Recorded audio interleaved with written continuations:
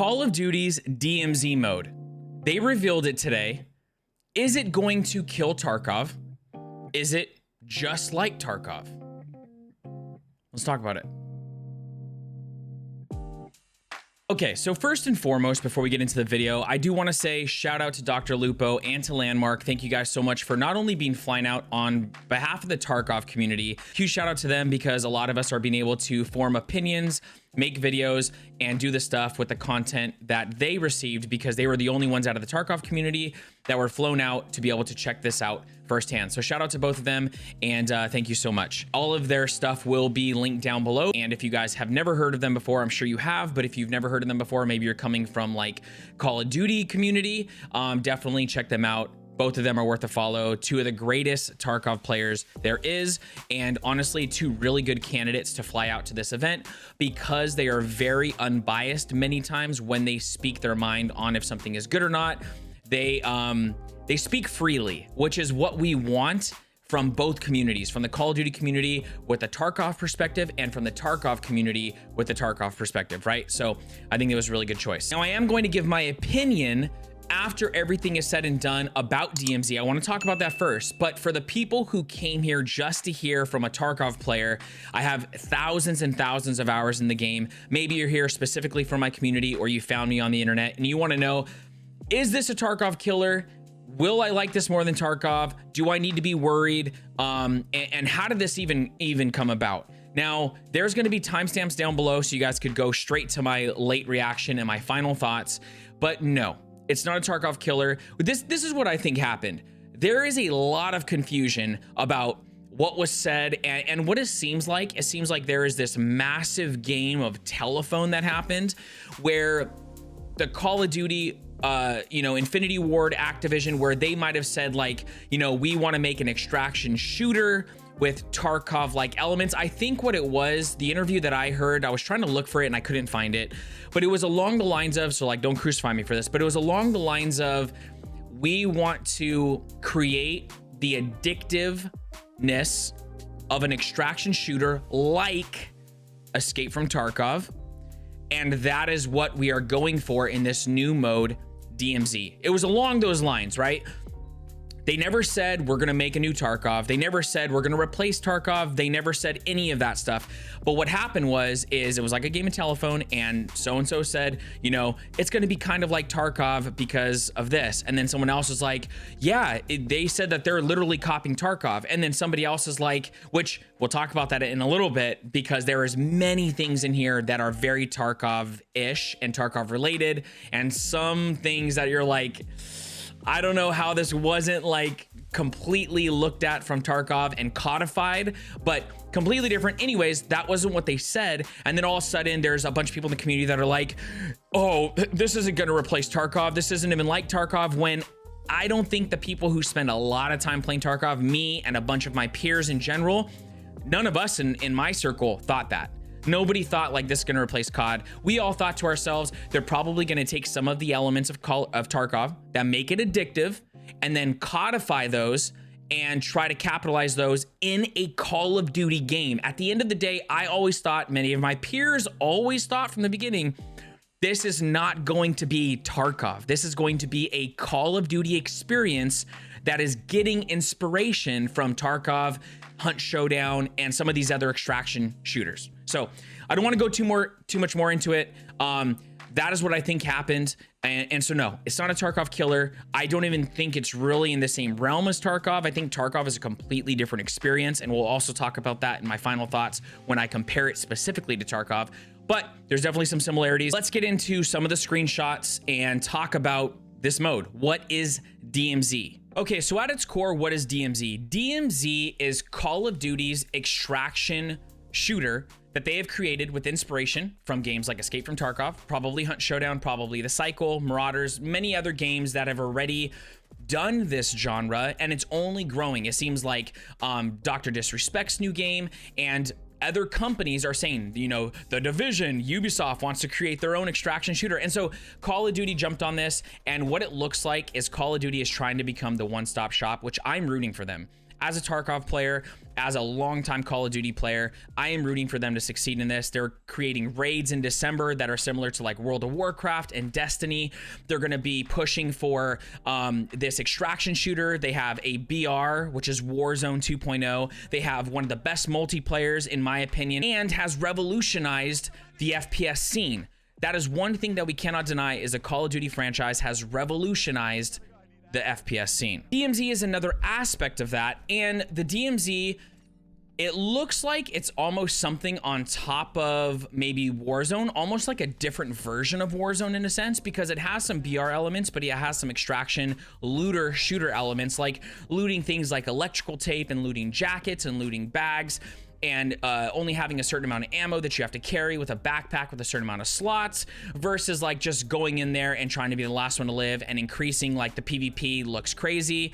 So it looks like it's a little bit slower paced. It has AI that goes from weaker to stronger, and it is their version of like almost like a Tarkov, you know, not that they want to be Tarkov, not that they're aiming to take over and overthrow Tarkov or any of these weird accusations. I think overall they looked at the games like that and they're like, we want to make that version, and I think they honestly have, and that is essentially what it is. So let's look at some of these screenshots, and we'll talk a little bit about this mode in more depth. So first things first, this is the first screen we have. We see that we have trios and we have solos. I don't know if they're going to add duos or quads eventually, but these are the first two modes that we have. And I'm assuming if you go in as a solo, then it's going to pair you with two other matchmaking. I'm actually not sure 100% about that, but I'm assuming that's how it is. Then we have, it says deploy to El Mazrah exclusion zone. So it's the same map as Warzone. I know some people were confused about that. Well, is this the same map as Warzone? Is it a completely different map? It's not. El Mazrah is the same one as Warzone, where operators are weapons free.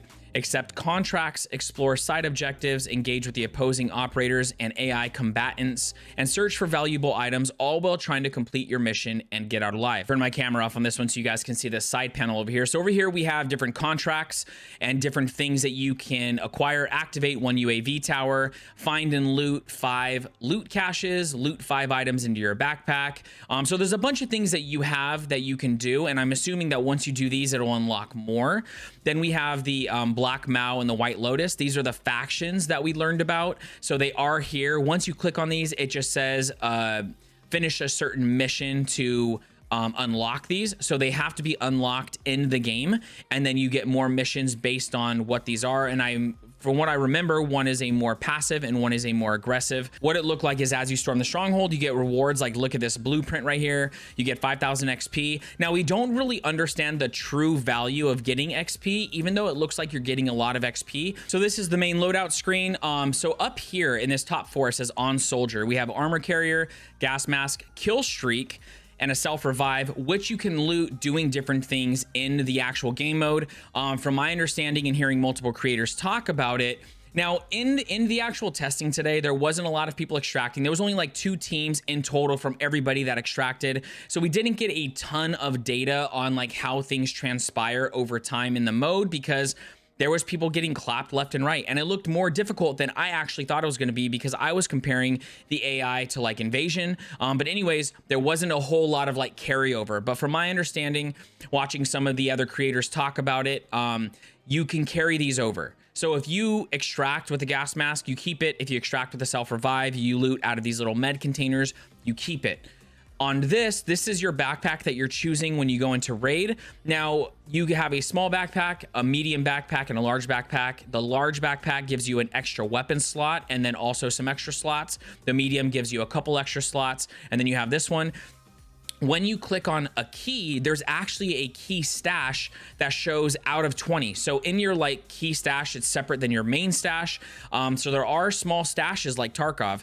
In that small stash, you can hold up to, I think, 20 keys. And then the same with the guns. When you click on the guns, you have another gun stash that shows like 4 out of 20, 6 out of 20, and you can collect these contraband weapons. Now, the contraband weapons, there isn't a whole lot of clarity on if these come specifically from certain types of AI if they come from players, if you can loot kitted stuff and keep that in your insured area, which I'm going to show you in a second. You have your flash bang, which is your tactical, your lethal. You have one field upgrade. You can also loot field upgrades in stashes and bags and finding them in the map. And then the contraband weapons are actually, I think it's on this next one. This kind of goes into like how you bring this in. So complete tier 3 of every faction, complete tier 5. So you do want to do multiple factions, it looks like, just by looking at this. And you can have more insured slots. I'm not sure if the insured slot is like Tarkov, whereas if it's looted, you still don't get it, or if you get it no matter what. And if you insure it, people can't grab it. Because I heard one popular Call of Duty creator saying, if you insure things, he was told that they're unlootable. I don't know about that. That's just what I heard. So we have no idea how that's going to happen until we actually get in there. The contraband weapons, you can't do anything for. It says gunsmith unavailable for contraband. Weapon permanently lost if left in DMZ. So these, you kind of like, I heard somebody refer to them as scav weapons if you're coming from the Tarkov scene and that's what you're thinking. And see the stash, contraband stash. So maybe that weapon stash is only for contraband weapons, and that's the perk of it, is you have extra weapons that you could use because this might be on a timer. I heard somebody else, I think it was Jesse Kazam, talking about his community was saying that they think this is based off of like a timer, like scav, so you can't always use a kitted gun. When you choose this gun, this is a gun that you can choose after you've leveled it up in multiplayer. You can actually choose it in here with attachments and all that. I didn't see any cost represented with that, so I don't know if it's free and timer based or if they're going to implement a cost when it actually drops. I'm unsure about that, but it looks like that you can choose that weapon and use that weapon, and it does make sense that it's probably time based. And then so anyways, that's how this screen works. This is the loadout preview, where I'm sure that there's none right here. So these are things that you can survive with and bring with you into the raid, as well as your main loadout. Okay, so here's what the map looks like, which, as you can see right away, this is very, very different than Tarkov and some of these other games that force you to like explore and find things out. There is markers for everything. And as you can see, there is a legend over here: exfil contracts, weapon case area, radiation area, supply drop, stronghold. All these things are listed. So this is something that some people will like, some people will not like. There's a radiation zone that starts off really small. I think the map is 25 minutes. And then for the radiation to fill the entire map takes another like 8 minutes, 10 minutes, something along those lines. So you have 25 minutes to do what you're going to do. They did mention that you can tank the radiation, that it's not going to kill you right away. It looked like in game, when people were affected by it, it looked like it was more of a nuisance than a threat. Kind of like in Tarkov, if you got a light bleed or 2 light bleeds. It's something that you're thinking about. It's something that is annoying. You're thinking to yourself, like, I need to bandage this up at some point, but it's not going to kill you. A light bleed, 2 light bleeds even, would take a long time in Escape from Tarkov to kill you. That's kind of like the feeling I got when I was watching people affected by this zone. So yeah, it's not really a threat, but it is moving you to a different direction, as well as moving other people to a different direction. Now, after playing Warzone and seeing how many people, even in aggressive circles, aggressive closing in circles, play outside the bounds with masks and still try to get kills and still got to try to get cheeky flanks, I don't know how that's going to affect this, because with a non-threatening circle, if that's how people are acting in aggressive circles, I imagine it's going to be worse in this type of mode. We'll have to wait and see.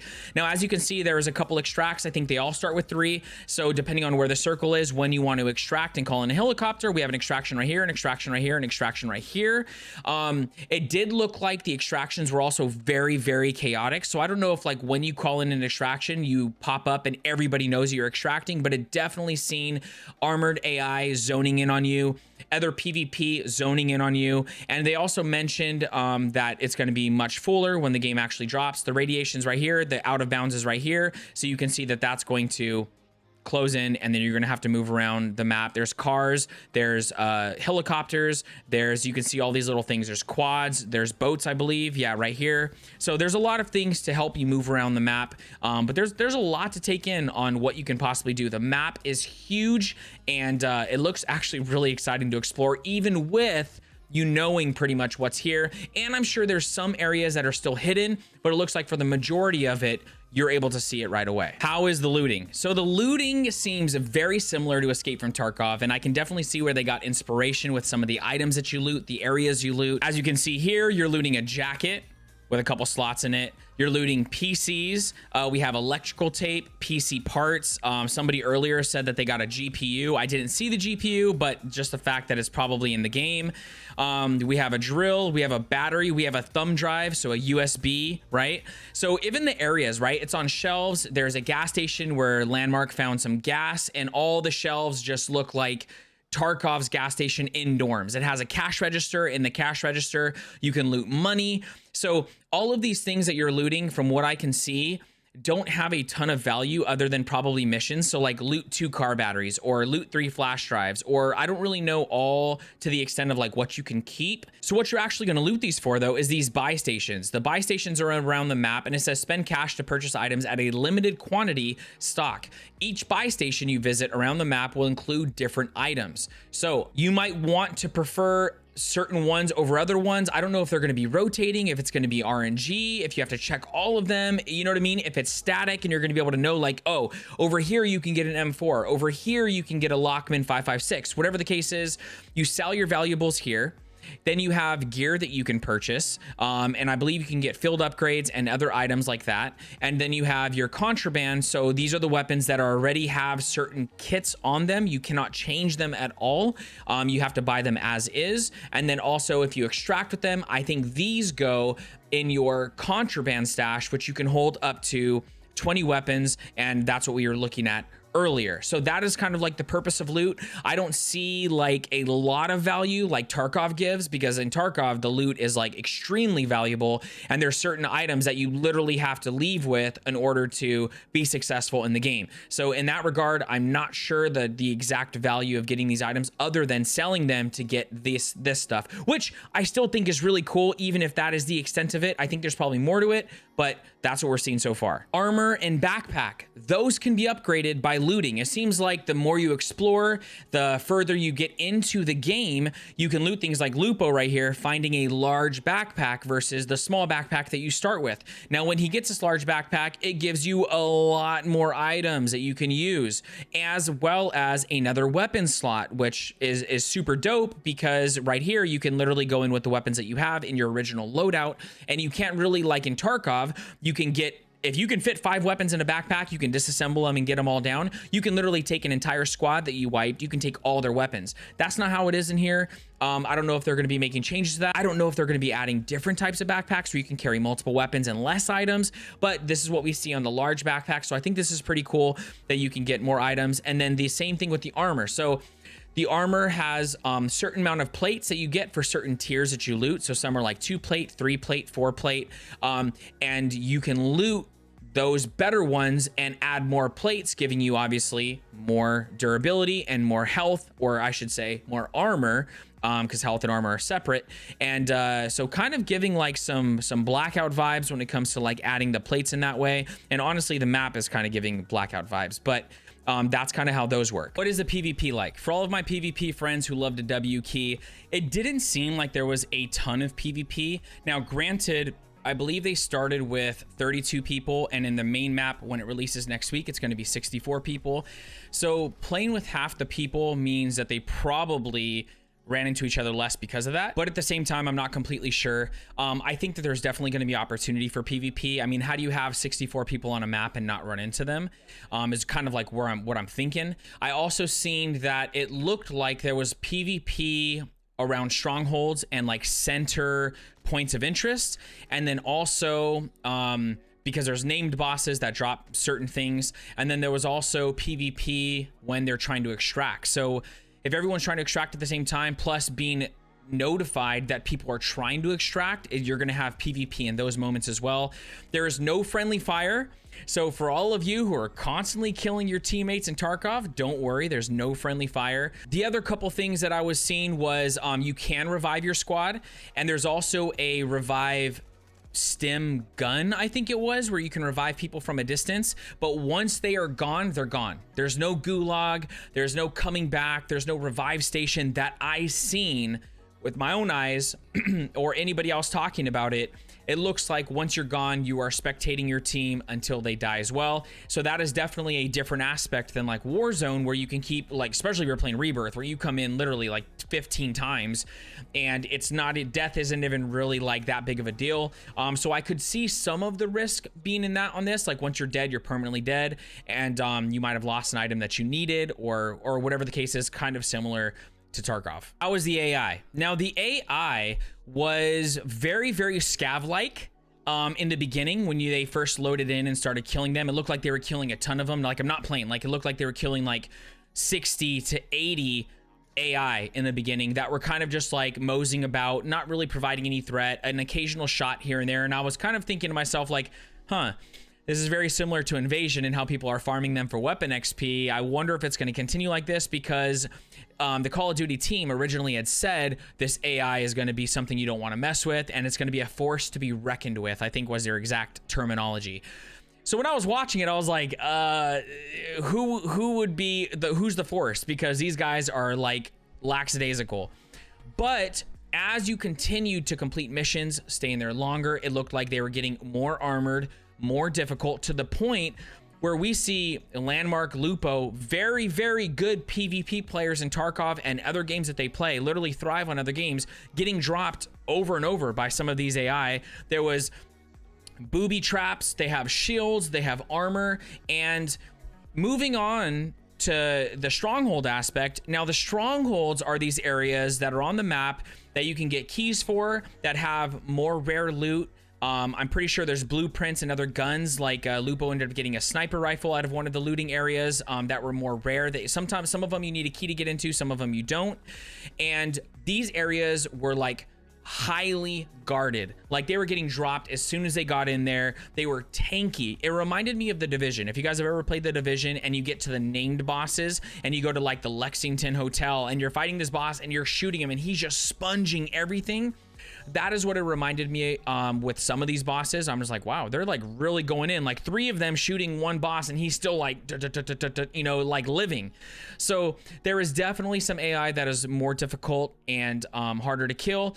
And I'm thinking, like, on a full lobby, which is also what they were saying, they can see it being very difficult. Like, if you have multiple teams pushing, you know, with a full lobby, hitting a stronghold, the AI is super crazy. You're getting side busted like you're playing Apex by other squads. Like, it could be really difficult in some of those situations to either capitalize and snipe from a distance, or go in there and try to be the last one standing and get the rare loot, get large backpacks, get large armor carriers. That way you can hold more armor plates and more keys. So there's reasons I can definitely see to want to like really fight for these strongholds. And then there's also helicopters that randomly spawn in. I don't know if they're spawning in on people's locations, so maybe that could be an indicator of like, hey, there's somebody over there, a helicopter just spawned.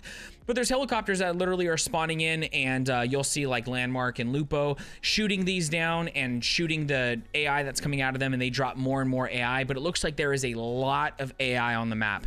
So it's definitely keeps you busy the whole time, and I think that's definitely something that is different than maybe you're used to if you play Warzone, where there's, if you, not Rebirth, but like Caldera or other maps where they're bigger in BRs and the middle is kind of like a little bit more calm. It seemed like this was like really pushing you through. Okay, so let's answer the real question of why many of you probably found this video. Is DMZ like Tarkov? Weirdly, yes, from what I've seen, but also completely 100% no at the same time.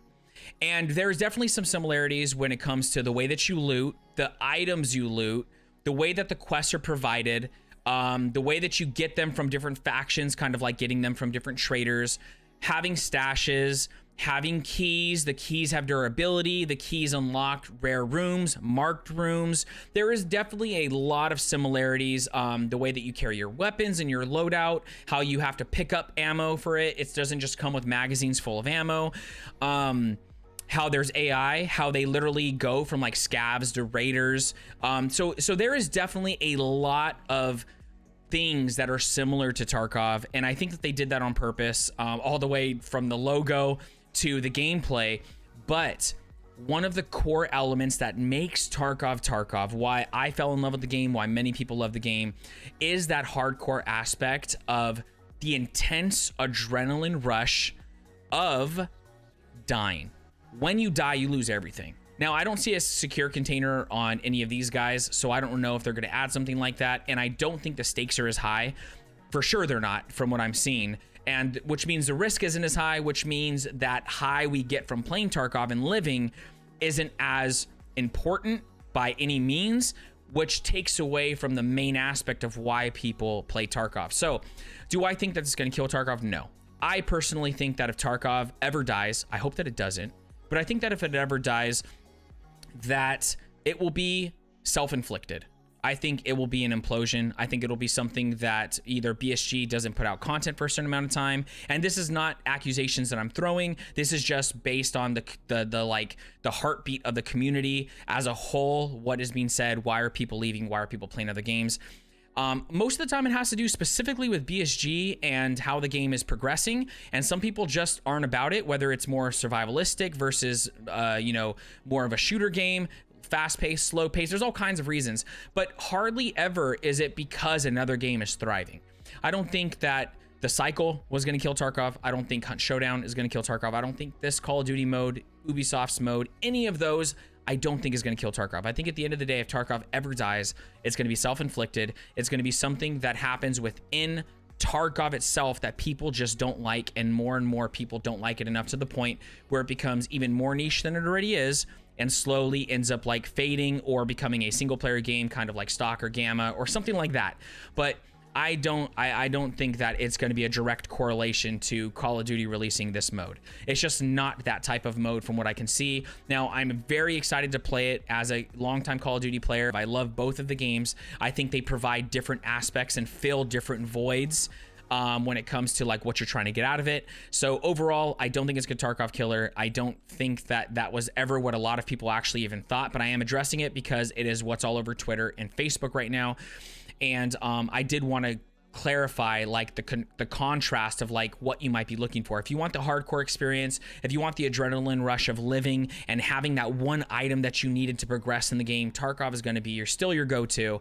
The gameplay or the gunplay is even different, and other aspects. If you are, moving for like more fast-paced game, PvP, more something that's streamlined that you can just jump in with your friends, play 5 rounds of DMZ on a Friday night and not really care too much, but also have the intensity of like the gameplay and living, but not like Tarkov, right, where you literally are like depressed sometimes when you die, then I think DMZ's for you, and it's not going to affect. I think you can play both at the end of the day. I think you can play Tarkov and you can play DMZ at just different times depending on what you want. Final thoughts in this game, guys, is I will be playing it. I'm very excited for it next week. I'm excited to make content for it. I'm excited to pour some time into it and really learn how the game is. Excited for any changes that they might make. I think that if you don't like Call of Duty and you're coming from my Tarkov community, it's probably not the game for you. It is free to play. You can try it. There's no harm in trying it. But I really think that this might not be the game for you. I think that if you were thinking that it was going to be just like Tarkov, I'm sad to inform you that it's nothing like what you probably were thinking.